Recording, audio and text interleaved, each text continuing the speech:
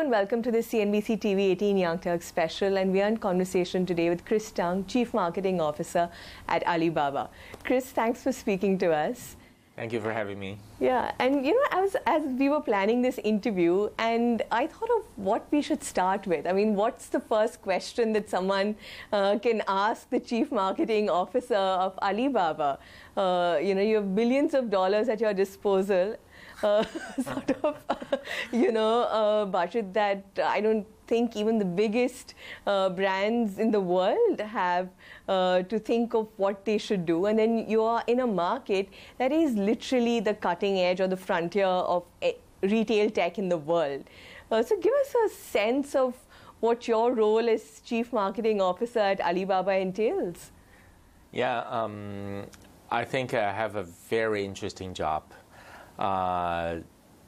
My job covers basically two parts. First part is really to look after all the brands in Alibaba portfolio. And how many are those? It's more than 30, and, yes. Okay. And most of them have global presence. So I'm working with a comprehensive size of team, for each business units, for our brand building and marketing communication, all that. That's what I call a typical CMO job that I love to do. But what's more interesting about my job is the second mandate, which is to really support all the partners, particularly our merchants that's doing business on Alibaba platform day in, day out, to be more effective in the way they do marketing, in the way they build brands, by leveraging Alibaba's data technology and our ecosystem to better engage consumers. So people sometimes call me the CMO for CMOs. So I take responsibility of the success of how to build brands on our platform as part of my job, which is great. So I am very curious and very passionate about how all the brands are doing on Alibaba platform and how can we help them better. Now, some of the initiatives that you've launched around working with these brands are all data technology led, right? You're sitting on data, shopping data, interest data, consumer data of one of the largest online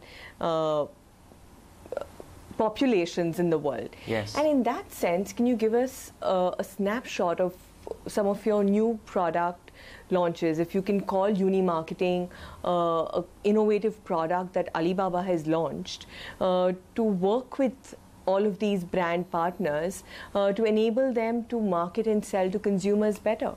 And what Unimarketing does is to follow the typical path to purchase journey I mentioned, from awareness to interest to purchase to loyalty, and really build one database for each brand. We call it data bank. Okay. So this helps. And you do this at an individual level for different brands? Yes. Okay.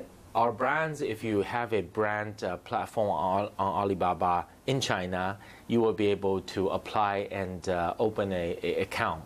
Similar to like you open a personal investment bank account with the premier, investment service there.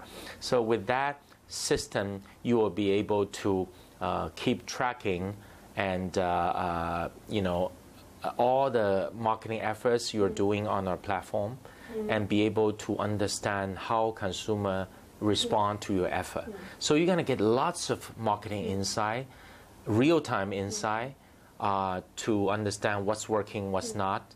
And for people who has shown some interest to your brand, you should be able to tailor-make the advertising or the content to help them to process forward in the process. So it becomes very analytical, scientific, systematic as a marketing model for all the brands. You were able to intelligently use the data and the intelligence on the platform to decipher that.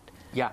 One example would be we have helped Sneakers, one of the world-famous snack brands, to launch a totally different flavor, which is spicy peanut Sneaker. Okay. In China, and really, really, made it really successful with consumer. And we have offer products, like there's a strategy module that helps the marketers to look at, hey, for people who love their brand, love sneakers, what are their snacking preference outside confectionery? So they will be able to have more visibility to see more profile, more trends, more insights, and through that exercise, they're able to identify, hey, there's a high correlation between their consumers versus spicy snacking habit. So that leads the market to think, maybe we should try something spicy, which has never happened anywhere in the world for them. But then you will be able to use this system to test out concept very quickly and get possible response to confirm. Then they made a retro launch. When they decide to make a major launch, you know exactly what kind of profile people will buy, so it will make the whole communication very effective. You don't have to think again. You know exactly how to amplify the reach by targeting at the lookalike people. So that's a very interesting case for us to totally change the way we launch new product and do not miss out any possible opportunity that could, really take off. But most importantly, I think by increasing the success rate, it encouraged more brands to try new things. At the end of the day, it's the consumer that benefit the most. The platform will become even more exciting than ever to have more innovation, if you can imagine, for their lifestyle, to fit them. They'll feel more happy, satisfied with all the possible innovation provided by the brand they love. Correct. So this becomes a very healthy cycle if we leverage the power of data to link supply and demand in a more efficient way. But on your question about data, as I explained it now, it's never individual private data that we share or we look into.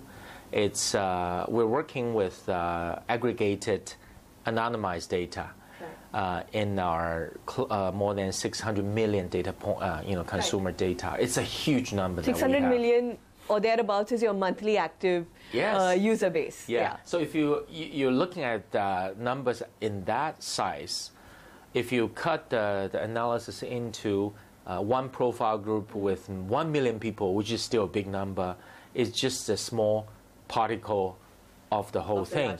So it's still specific enough for the brands to see targeting value. But the whole consumer data privacy is well protected, which is our top priority as a marketplace. The difference between you and the Western counterparts is that you look at yourself as an enabler for other businesses, whereas the Amazon, Facebooks of the world have a more consumer focus, and perhaps that skews the motive behind organizing their data and slicing and splicing it out. Now, I would say customer first. In our case, it's the merchants, it's the partner, is always the philosophy of Alibaba. We also have a sharp focus on consumer to really understand what consumer want, but the goal is really to support the brands, the partners to succeed, to engage consumers. So it's a dual focus. To be honest, as a platform, you have to look after both. But we have much more emphasis on supporting the merchants for Alibaba. Okay. Which brings me to the next topic of conversation, which is new retail, right? What Alibaba is now doing as under new retail in China is to actually bring small offline businesses, power them with technology, with your cashless checkouts, payment systems, even in-store technology that they can use to better manage their inventory or in-store sales. Can you talk us through, from a marketing perspective, how you view that business? In the concept of retail, new retail, we don't think about it as online, offline, or so-called O2O thing. It's how do we redefine the brand experience for the retail brand throughout the cycle of all that covers all the touch points with consumers. So therefore, we have studied a lot and experimented a lot with retail brands in terms of how to digitize the footprint and operation for the brick and mortar stores, and try to integrate online, offline as a new retail platform for the brands. So the online, offline are working in conjunction now. It could be you love to go to a brand retail store and be able to have more recommendation afterwards online, or you come across interesting content recommendation online that drive you to try out the stuff in the store, or you order something online and you don't want to wait, then the system will help you by introducing the retail store in your neighborhood that has the same inventory, so you can go pick it up. So the membership, the inventory, the operation is seamlessly integrated online, offline. So it doesn't matter where to buy. All right, Chris, hold that thought, and we'll take a break, but we'll come back and we'll talk about how some of these uni-marketing, new retail formats might be coming to India via Alibaba's investments here in companies like Paytm, Zomato, Big Basket. So keep watching.